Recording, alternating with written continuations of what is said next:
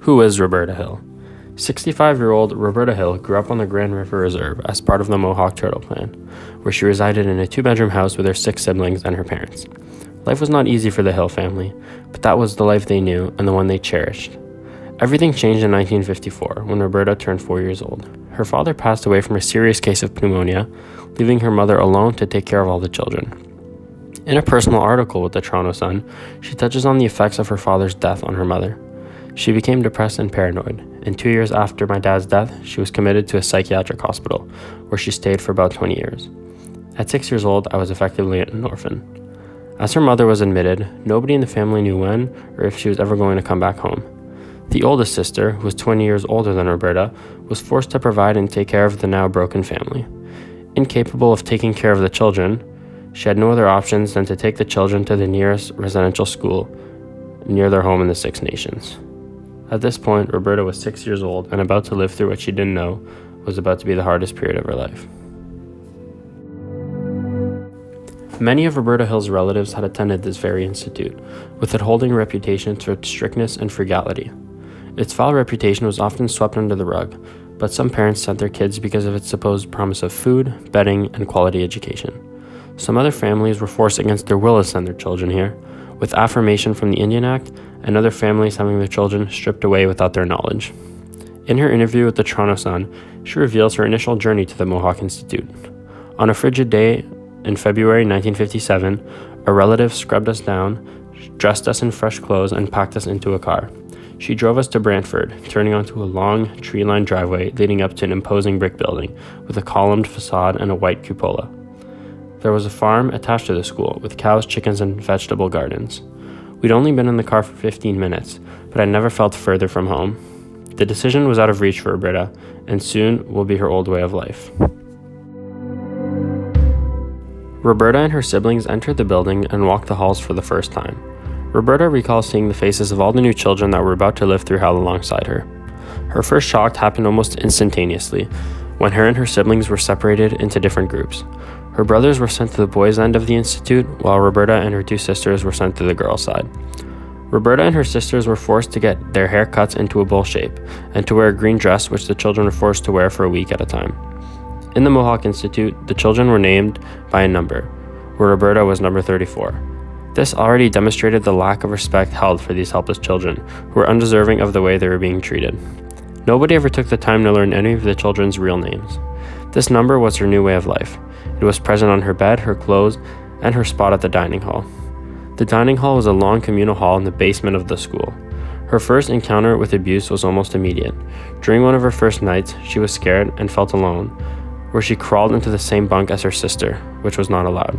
A supervisor spotted Roberta and her sister, ordering them to stand up straight in front of her. She then, with a leather strap, brutally hit the sisters in the arms 3 times each. Roberta expressed her feelings after this incident and her fear for what was to come. The blows left a stinging pain, the first sign of what was to come. Over the next 4 years, I'd endure horrors far worse than a mere strap on the arm. Head of the residential school, William John Zimmerman, was Roberta and all the other children's worst nightmare. He was a mentally ill individual who was extremely power-hungry and intimidating. Roberta remembers Zimmerman asking her 4-year-old sister to strip down for a beating. Horrified, she refused and attempted hurting him. She was taken away by the police. Roberta felt as though she was slowly losing her identity as her siblings were being taken away. As the days went by, life was only getting harder, with every day feeling the same. She felt as though her stay was never ending. She was referred to as a savage and a dirty Indian on the daily and fed horrible food. Every breakfast was the same: pasty porridge and dry toast. Lunch and dinner weren't much different, with slimy spinach, slithery fish, and mystery meats as reoccurring foods.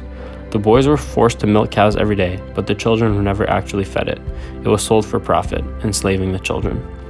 Roberta recalls the children not being able to leave the table unless every ounce of their disgusting food was off their plate. During free time, the boys worked on the farm and the girls worked domestic chores for the institute and for neighboring homes. Though known as a school, the education wasn't great. Some basic classes on reading, writing, geography, and history were taking place, and as a rare reward, art class.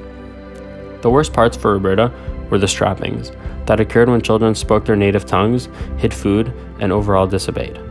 Roberta expressed her feelings throughout this period, and when her mother visited out of the blue, giving her some hope. I lost track of time at the mush hole. Every day seemed the same. We rose at 6 a.m., worked, studied, prayed, ate, and went to bed at 7 p.m. I forgot what life was like outside the school's walls. I was trapped there because I was Indigenous, yet I felt utterly detached from my Six Nations roots.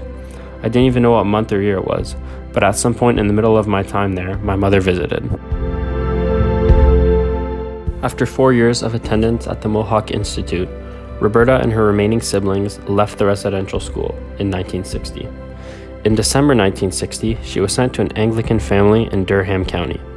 This family was great to the children and offered them a roof over their heads. The children lived a happy 4 years with that family before moving in with a single mother in Pickering, where they resided for a year. The woman loved the children and treated them with respect and love. Roberta turned 18 in that home, where she would graduate high school and leave by taking a train to Toronto, and then a bus back to Brantford. Reading Roberta's story through the multiple articles I found was horrifying. Her recollections were so precise and disturbing.